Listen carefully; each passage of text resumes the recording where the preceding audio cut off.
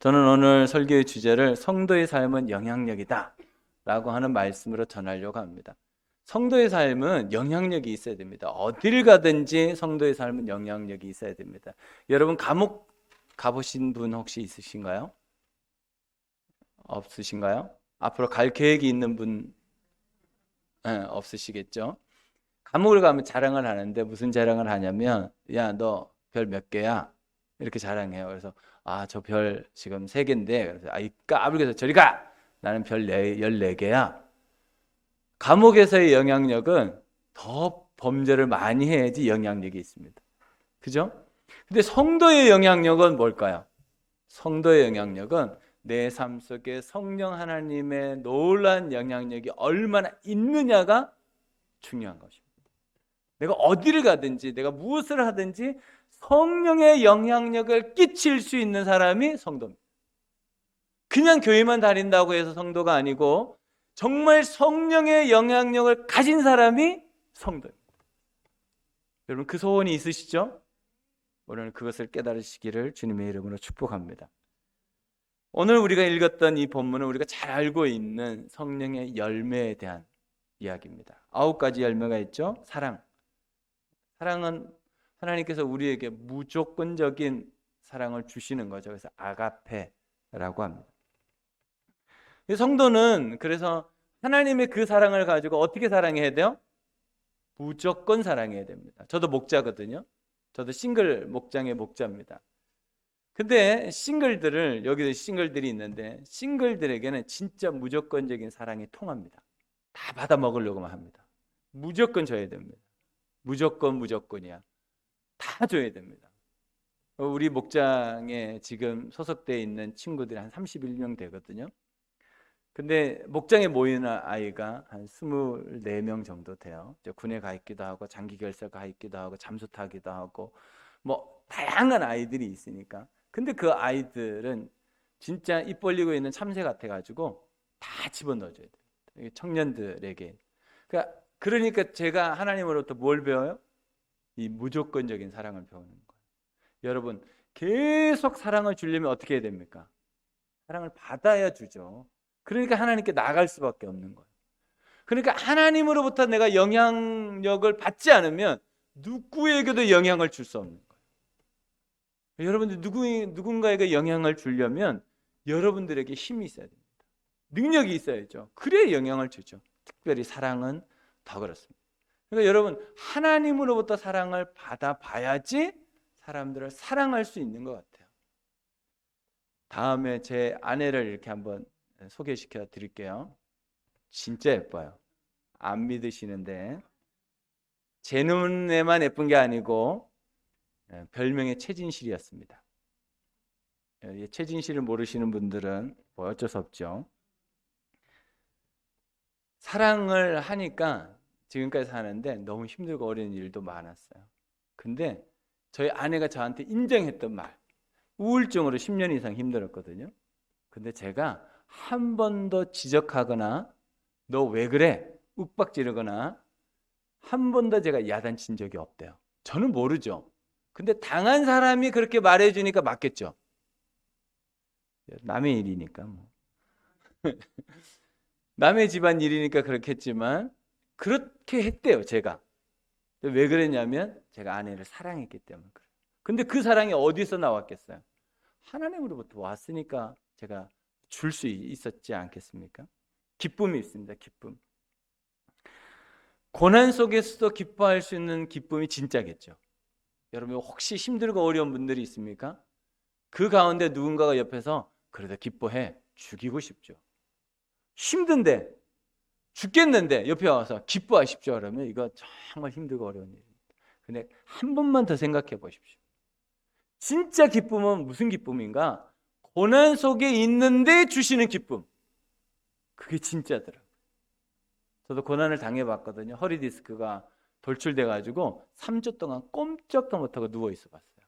그랬더니 살이 7kg가 그냥 빠지더라고요. 다리에 근육이 딱 빠졌는데 지금도 다리가 이게 짝짝입니다. 왼쪽하고 오른쪽이. 그 고난 속에서 하나님이 주시는 기쁨이 있더라고요.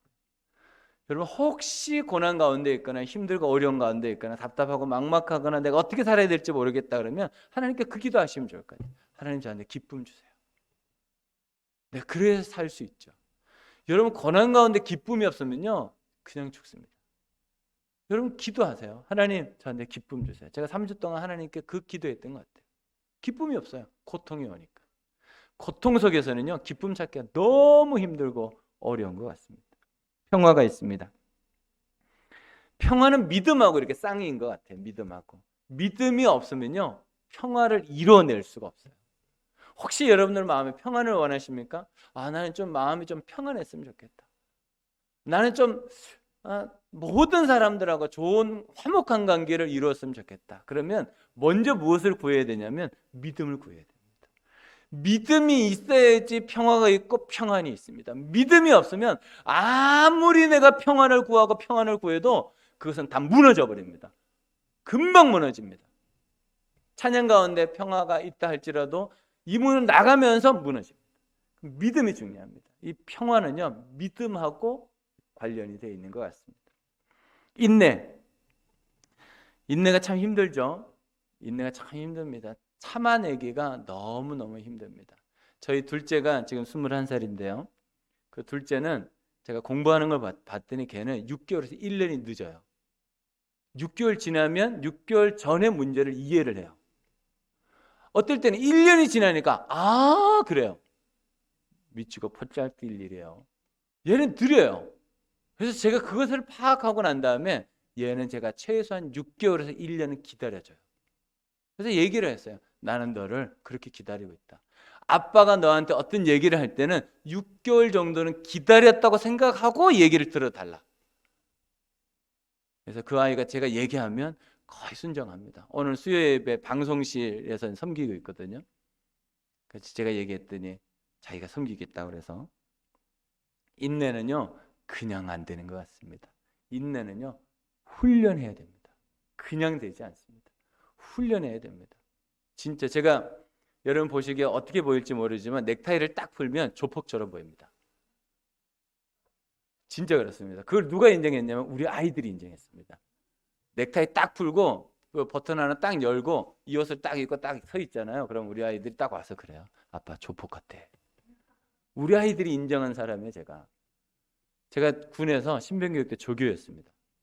제가 한 인상 합니다. 아주 목소리도 크고 이런 마이크가 저는 사실 필요가 없습니다.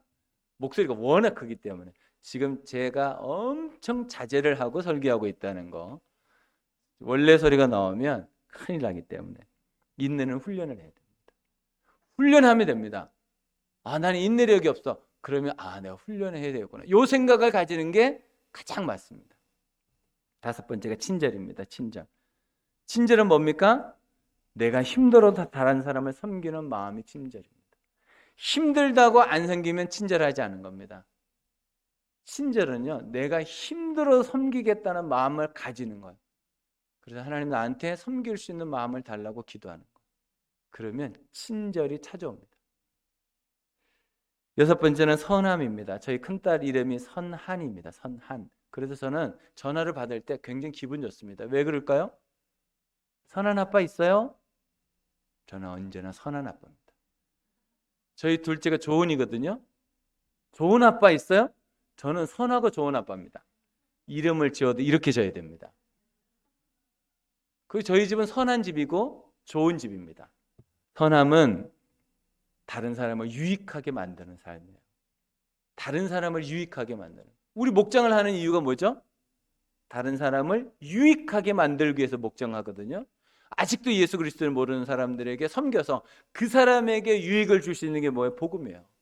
그러니까 우리는 선한 영향력을 가지고 살아야 되는 거예요. 어디를 가든지 무엇을 하든지. 신실함은요 다른 말로 충성이라고 그랬어요. 그 세번역에 보면 개정개혁에는 충성이라고 나와 있는데 세번역에는 신실함 이렇게 나와 있습니다. 신실함이나 충성이나 같은 말입니다. 이 말이 무슨 말일까요? 변치 않는 마음, 믿을 만한 사람. 하나님께서 가장 기뻐하는 사람이 누굴까요? 믿을 만한 사람, 충성하는 사람이에요. 제가 어디서 교회에서 봤는데 우리가 잘하려고 하는 것은 다른 게 아니고 충성이다. 어디 교회 붙어 있더라고요. 충성이 쉬울까요? 어려울까요? 어려워요. 지금 여기 앉아있는 그 자체가 어려워요. 지금 간증을 듣고 설교를 듣는다는 것은 여러분 기적이 일어나는 겁니다. 지금. 와, 내가 지금 자야지. 이렇게 앉아있다는 건 너무 힘든 일이에요. 저도 알아요. 온유. 온유는 야생마를 길들이려는 뜻이에요. 정말 자기 마음대로 살던 사람이 하나님의 뜻대로 사는 사람을 온유라고 해요. 내 마음대로 막 하고 싶어. 근데 그 마음을 팍 눌러서 하나님의 뜻대로 사는 게 온유예요. 그 온유하게 산다는 게요, 이게 쉽지 않습니다. 마지막으로 절제입니다. 이 8가지가 다 있는데 절제 하나가 딱 없잖아요. 다 무너집니다. 마지막에 단추를 딱 채워주는 게 절제입니다. 모든 것이 다 있는데 그 중에 절제 하나가 딱 붙으면 모든 것이 다 됩니다. 성령의 열매입니다. 온유는 모세가 구약에서 가장 온유한 사람이고 신약에서는 예수님이 가장 온유한 사람이라고 그러잖아요. 그러니까 우리가 온유함을 정말 온유하게 가지려면 절제가 같이 붙어 있어요. 이 쌍입니다. 온유와 절제가 쌍으로 있어야지 진짜 됩니다. 그러지 않으면 아무것도 안 됩니다. 그렇다면 어떻게 하면 우리가 성령의 삶을 살아갈 수 있을까? 전 2가지라고 분명히 생각합니다. 첫 번째는 성령을 가까이 합니다. 성령을 가까이 해야지 내가 성령의 열매를 맺을 수 있고 풍성한 삶을 살 수 있습니다. 여러분, 누구를 가까이 하느냐에 따라서 영향을 받는 거예요.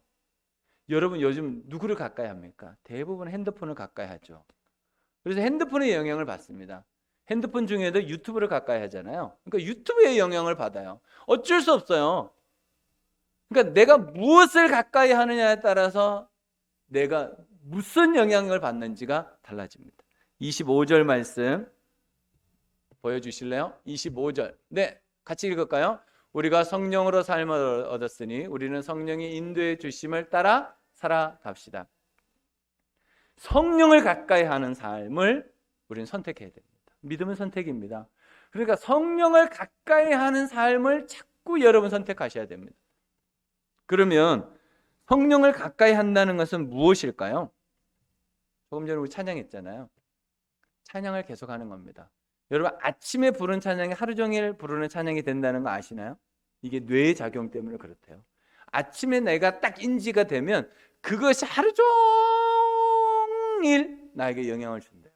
그래서 새벽 예배에 와서 말씀을 암송하잖아요. 그 말씀은 하루 종일 나에게 영향을 줘요. 그러니까 우리가 아침에 내가 무엇을 가까이 하느냐가 하루를 결정짓습니다. 눈 딱 떠서, 여러분 보통 눈 딱 뜨면 요즘 뭐 하죠? 핸드폰 딱 보잖아요. 저는 핸드폰 봐요. 카톡 누가 보냈나, 밴드엠 누가 뭘 글을 올렸나, 그거 봐요. 그 영향력이 있는 거예요. 무엇을 가까이 하느냐에 따라서 우리는 달라집니다. 제가 주원교회에 이번에 5명의 청년을 보냅니다. 그리고 2분의 목자님이 신청을 하셔서 우리는 7명이 옵니다. 잘 봐주세요. 밝은 교회에서 왔다 그러면 과자 하나 더 챙겨주고 음료수 하나 더 챙겨주시길 바랍니다. 제가 중간에 와서 체크합니다. 그런지 안 그런지. 가깝기 때문에 제가 자주 올 수 있습니다. 근데 왜 주원교회에 우리 청년들을 5명을 보내고 우리 목자님 2분이 참석하게 됐을까? 이유가 있습니다. 저희 집사람이 적극적으로 추천했습니다. 다른 교회 평생 갈 필요 없다. 주원교회 가면 딱이다. 왜 그런가? 완벽하지 않습니다. 주원교회 평생은. 그래서 좋습니다. 완벽하면요 은혜가 없더라고요. 빈틈이 있으니까 성령께서 역사하시는 거예요. 저희 집사람 말이에요. 여기 와서 평세를 해봤거든요. 그랬더니 너무 좋았대요.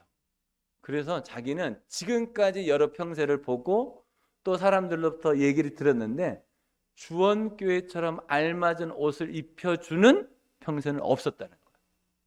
그래서 너무 좋다고 저한테 몇 번 얘기하더라고요. 그래서 제가 야, 딴 데 신청할 필요 없어. 주원교회 완벽하지 않아. 성령께서 역사하시기에 가장 좋은 교회. 그래서 신청했습니다. 또 하나 우리 밝은 교회하고 좀 색깔이 좀 비슷해요. 그러니까 여기서 배우고 와도 별로 탈이 없을 것 같아. 다른 데 가면 탈이 생겨요. 어떤 교회가 이랬던데요, 어떤 교회 저랬던데요. 그 교회 가. 그럴 수도 없고. 그러니까 탈이 생겨요. 근데 비슷하니까 너무 좋아요. 그 주원교에서 배워서 오면요, 바로 밝은 화가 돼. 그래서 주원교회가 좋아요. 그리고 하려고 하는 사람들이 있다는 거예요. 저희 집사님 와서 보니까 열심히 하려고 하는 사람, 성령에 따라서 하려고 하는 사람, 순종하려고 하는 사람, 기도하려고 하는 사람, 주님 앞에 나가려고 하는 사람, 이런 사람들이 눈에 보였대요. 그래서 주원교회가 좋았대요. 여러분들이 지금 딱 들어오면 이 주원교회의 익숙한 모습 때문에 잘 안 보이는 것들이 있을 거예요. 저는 딱 들어오면 왜 이러지? 저건 좋다. 이건 왜 이래? 이게 눈에 딱 들어옵니다. 왜 그럴까요? 저는 익숙하지 않기 때문에. 그냥 눈에 딱 들어와요. 근데 여러분들은 안 들어올 거요. 항상 봤으니까. 똑같아요. 다른 교회에 있던 사람들이 주원교회에 와서 평세를 딱 신청해 보면 사람들이요, 눈 안에 금방 들어와요. 저 사람은 어떤 사람? 저 사람은 어떻게 하는 사람? 여러분들은 잘 모르는데 그게 다른 사람들 눈에는 금방 들어옵니다. 근데 저희 집사람 눈에 주원교회 사람들이 하려고 하는 사람들이었다는 거예요. 그래서 그게 너무 좋았대요. 그래서 그러면 주원교회 뭐 고민할 것도 없다, 주원교회 보내야지. 그래서 신청했습니다. 네 번째가 맛보는 사람들이 있다는 거예요. 뭐 맛있는 것도 준다 그러더라고요. 저는 먹어본 적은 없지만 제가 가끔씩 와서 달라 그러면 줘요. 맛있는 것도 주지만 정확하게 가정교회에 대한 이해와 신약교회 회복에 대한 안내를 정확하게 해주니까 그 맛을 보고 들어온대요. 그래서 저희 목녀, 싱글 목장의 목녀 한 분이 저희 집사람과 같이 참석했거든요. 근데 그분이 와서 간증을 교회에서 했는데 울면서 하더라고. 내가 이 맛을 봤으니까 목장을 열심히 해야 되겠네요. 맛을 보게 만드니까 너무 좋은 것 같아요. 여러분 어디 가서 이런 맛을 보겠어요? 저기 양주에 열린 교회가 하나 있어요. 아직 닫혀지지가 않았어. 문이 열려 있대요. 근데 거기에서는 맛을 못 봤대. 근데 주원교회에서는 맛을 봤대요. 그러니까 고민할 것도 말 것도 없죠. 주원교회 보내야지. 맛을 봤으니까. 저희 아내가 맛을 봤으니까 우리 청년들도 맛을 보기를 원하는. 여러분 이번에 맛을 좀 보여주시기 바랍니다. 맛을 한번 보여주십시오. 갔다 와서 너희들 맛 좀 봤냐? 이야, 주원교회 진짜 맛보라고 보내려고 합니다. 그리고 제가 기도하면서 하나님, 제가 주원교회 이번에 수요예배 설교를 가는데 하나님, 내가 무슨 말씀을 전하면 좋을까요? 기도하면서 이걸 다 정하잖아요. 근데 하나님께서 주원교회 가운데 긍휼함이 필요하다라는 마음을 주셨어요. 왜 긍휼함이 필요할까요? 코로나가 아직 끝난 건 아니지만 끝나가고 있고 긴 시간 동안 우리가 움츠러들었던 근육들을 움직여야 되고 하지 않았던 섬김들을 해야 되고 하지 않고 있던 헌신들을 해야 되고 하는 것들이 어려움으로 있을 것 같다라는 생각이 들었어요. 이거는 제가 여기에 서 있을 때가 아니라 앉아 있을 때 느끼는 거예요. 사람들이 여기 있으면 잘 모르는 것 같아요. 근데 같이 앉아 있으면 느끼는 것 같아요. 힘든 것을. 제가 목자라 그랬잖아요. 그 목자의 마음을 압니다. 힘들고 어려운 그 마음을. 그 누군가가 또 손님이 오면요 2배, 3배 힘들어요. 신경 써야죠. 또 주원교회 욕 안 먹이려면 더 신경 써야죠. 또 목사님 눈치 보면서 또 해야지. 또 다른 사람들과 경쟁해야지. 이게요 장난이 아닐 거예요, 여러분. 그 속에서 어떨 때는 한쪽 속에서 그럴 거예요. 그 다음 무슨 말을 해야 될지 여러분들 아시죠? 그런 게 있을 거예요. 그 마음을 제가 알아요. 목자를 해보니까 정말 그런 게 있더라고요. 근데 어떻게 하겠어요? 하나님이 기뻐하시는 일이고 하나님이 좋아하시는 일이고 하나님이 원하시는 일이니까 우리가 해내야죠. 그러니까 필요한 게 뭐예요? 긍휼하십니다. 하나님 우리를 긍휼히 여겨 주시옵소서. 하나님 우리에게 은혜를 내려 주시옵소서. 이 섬김이 우리에게 더 힘이 되게 해주시고 우리가 더 일어나는 기회 되게 해주시고 하나님 앞에 더 가까이 가는 시간 되게 해주시고 주님만을 바라며 나아갈 수 있도록 도와주시옵소서. 하나님, 우리는 긍휼이 필요합니다. 이 마음을 주시더라고요. 여러분들에게 이 마음이 충만하기를 주님의 이름으로 축복합니다. 주원교회는 영향력이 있는 교회입니다. 그러니까 여러분들 그 영향력을 이번에 한번 제대로 한번 보여주시면 어떨까 기대가 됩니다. 두 번째는 우리가 어떻게 성령 하나님에게 풍성한 삶, 그런 영향력이 있는 삶을 살아갈 수 있을까? 관계에 집중해야 합니다. 관계에 집중해야 됩니다. 여러분, 지금 우리가 살아가는 모든 삶은 다 관계입니다.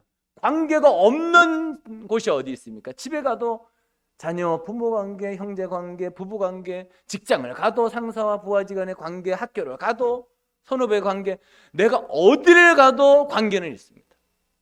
그러니까 지금은요, 관계력이 제일 필요할 때입니다. 특별히 코로나 기간을 지나가고 있는 우리에게는요, 서로가 서로를 조금 힘들어하는 순간들이 있습니다. 마스크를 하지 않고 또 누군가 기침을 하거나 그러면요, 움찔 이렇게 하는 경우도 있습니다.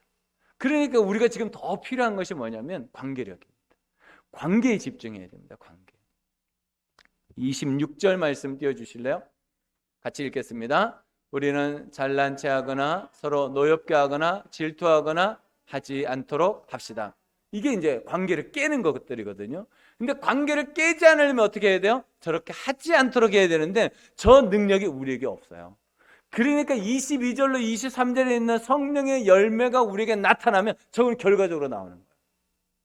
그러니까 우리가 성령을 가까이 하면 결과적으로 우리에게 오는 결과물은 뭐냐면 관계력이 생긴다는 거예요.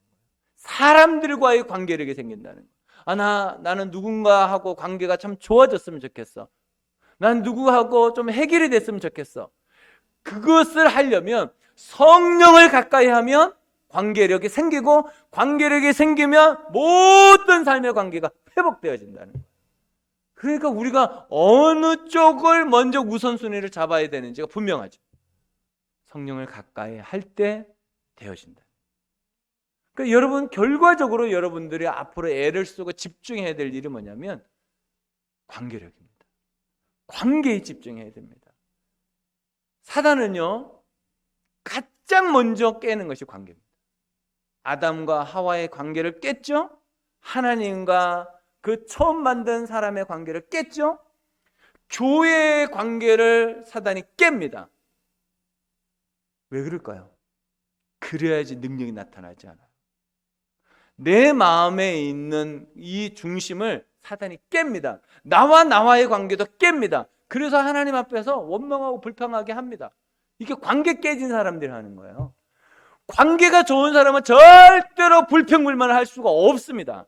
이게 자연스러운 거예요. 관계 깨진 사람은요, 금방 입으로 나와버립니다. 저는 5녀 2남의 막내입니다. 안 놀라시네요. 여러분은 보통 한 7 정도 낳으신 거죠.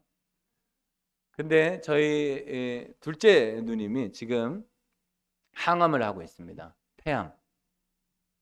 폐암이 튀면 뇌로 잘 튄답니다. 그래서 뇌로 전이가 됐습니다.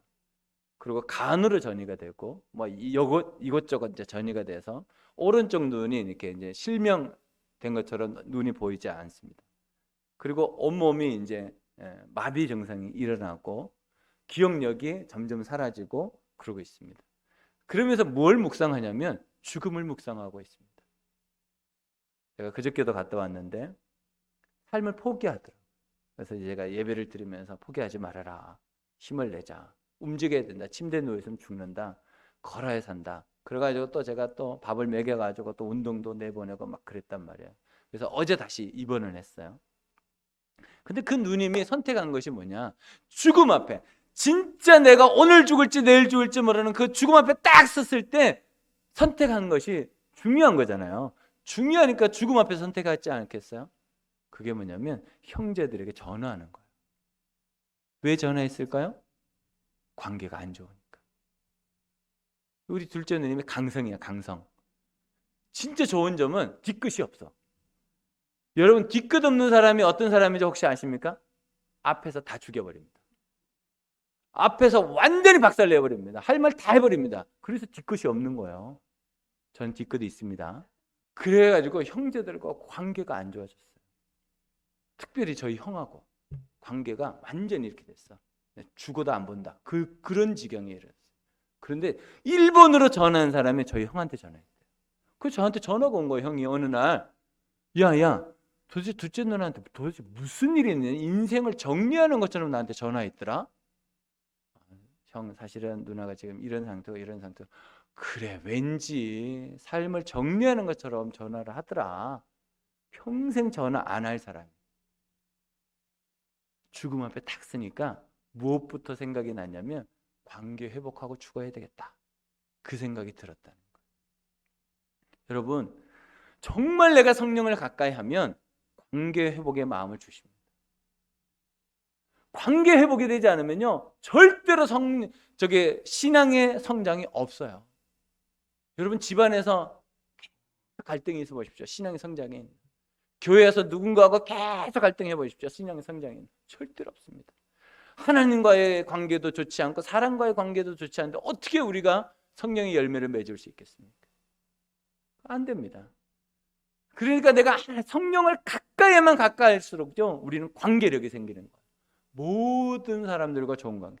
여기서 성령의 열매 9가지는요, 모두 다 사람과의 관계에 대한 이야기입니다. 사실은 모두 다 사람과의 관계에 대한 얘기예요. 사랑도 기쁨도 다 사람 관계 가운데 주시는 거예요. 그래서 여러분들이 정말 성령을 가까이 하면 모든 사람과의 관계가 회복이 되고 하나님이 주신 은혜 가운데 살 수 있습니다. 여러분이 이번에 평세를 하잖아요. 여러분이 이 성령의 9가지 열매를 딱 붙잡고 평세를 섬기시면 많은 사람들에게 관계를 회복시켜주는 일들을 하게 될 거예요. 저는 그러기를 바라요. 여기 온 24명의 천사들 뿐만 아니라 주원교회 안에 있는 모든 사람들에게 관계가 회복되어지기를 원해요. 그러려면 우리가 성령을 가까이 해야 된다. 그러려면 우리가 어떻게 해야 돼요? 내가 아침부터 시작하는 첫 시간을 하나님 앞에 온전히 드려야 돼요. 그래야지 내 하루의 삶이 하나님으로부터 놀라운 은혜의 삶이 되어진다는 거예요. 여러분, 이것을 붙잡으시기 바랍니다. 성도의 삶은 영향력입니다. 영향력 있는 삶을 살려면 성령을 가까이 해야 됩니다. 영향력 있는 삶을 살려면 관계에 집중해야 됩니다. 그래야지 영향력 있는 삶을 살죠. 그렇지 않으면 우리는 하나님 앞에서도 복도 못 받고 사람들로부터 인정도 못 받습니다. 여러분 삶 속에 이것을 잘 붙잡고 살아가셔서 이번에 오시는 많은 분들에게 정말 맛을 보여주시기 바랍니다. 주원의 맛은 이런 겁니다. 한번 맛 좀 보여주십시오. 그래서 정말 여러분들이 그 시간 동안 성령을 가까이 하고 충만한 가운데 나아가시도록 하나님의 긍휼하심이 충만하기를 주님의 이름으로 축복합니다. 기도하겠습니다.